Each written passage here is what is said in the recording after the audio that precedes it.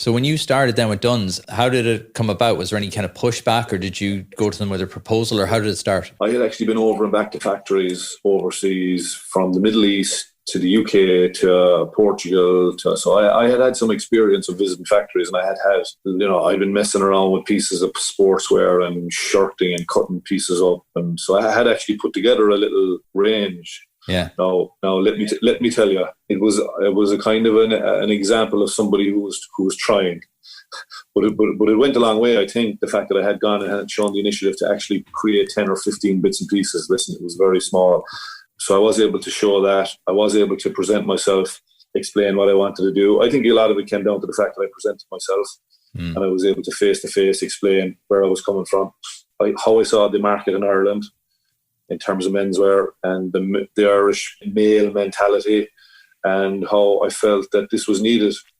A brand like mine was needed to say the things that needed saying for a kind of a guy like me, a guy like my friends down at home. I felt there was a good way. I felt there was I don't know if it's a better way or if it's a new way, but I felt there was a particular way, that I had a particular point of view whereby I could, through reading and research, drill into culture, and through language, tell a story through clothes, if you get me. The storytelling part is very interesting. Yeah, well, agencies will come into Dunn's, will come into head office from time to time. Obviously they're pitching for business or whatever and taking on a campaign. We look for agencies to take on campaigns by season. And the way I would present my brand with Dunn's would be, I see it as like a curriculum, and there are like 3 main subjects in the curriculum.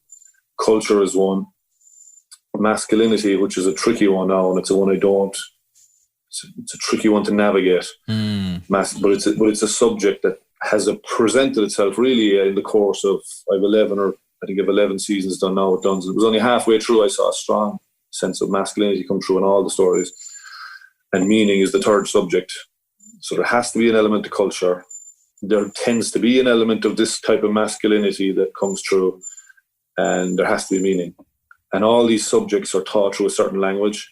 That language has to be adhered to through all the copywriting, the website copy, the press releases, any content we make. So the name of the collection particularly are key. So that's how I see the brand, and that's how I present it, and that's what I think is its place in the Irish market and beyond. We do some sales overseas, but it's really quite an Irish brand. And those stories, I see them as books. Like the first one was Vanguard, second one was Push, Barn Mad, Mr. Shelby, Bogman, Raglan, Tattooed Man, Biker, Scaffolder.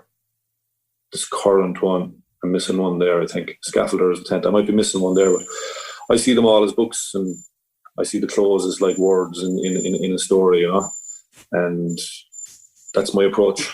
It's an incredibly unique way of looking at it. I've never heard of a brand going that deep with a collection. I mean, that's an incredibly unique way. And how have people received that?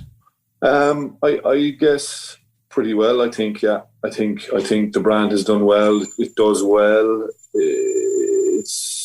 I think it's understood.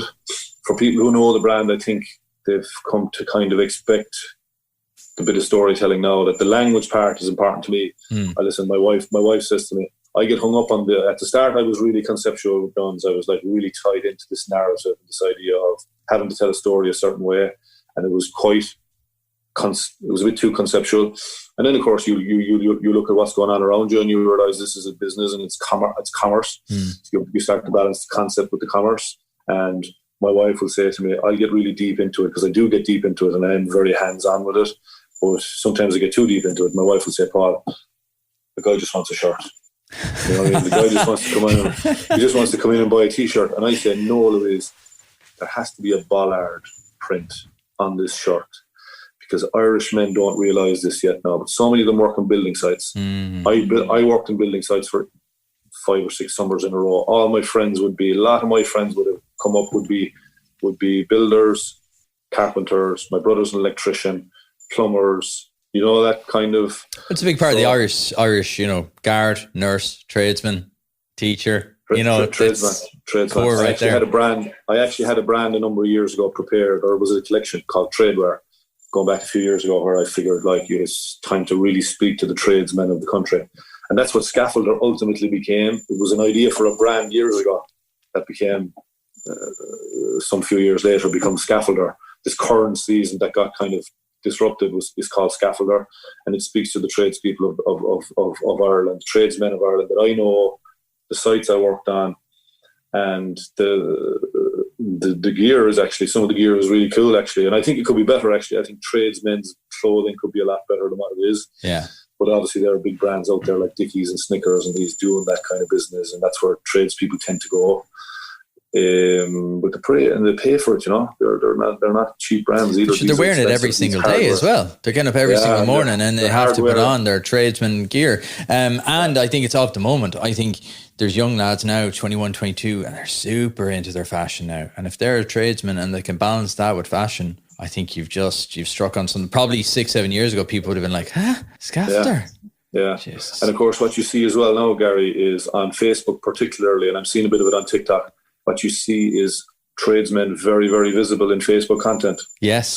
Site content, be it choreographed dance, pranks, bloody accidents or close kind of near misses to accidents. Yeah.